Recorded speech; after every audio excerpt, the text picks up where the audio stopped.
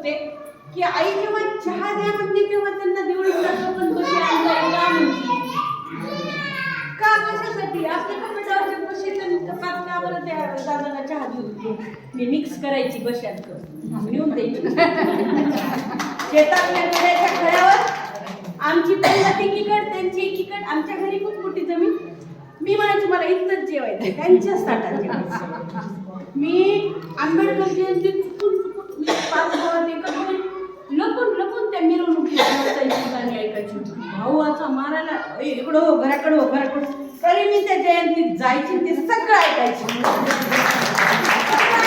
माझा भाऊ आल्यावर म्हणायची तू तिथं अध्यक्ष होऊन बोलतोस, मी का नाही, मला पण ऐकायचंय, मला पण बोलायचंय.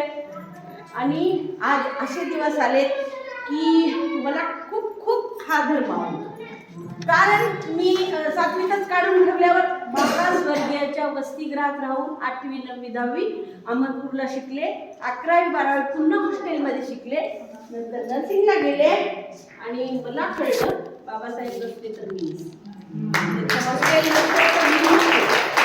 आणि ही गोष्ट जेव्हा हटवली, श्रीमंत किंवा गनिमी कावा करणारे लोक आपापसात भांडणं लावतात पण स्वतःची प्रगती करून घेतात, त्यामुळे आपल्या भारतातली गरिबी हटवली.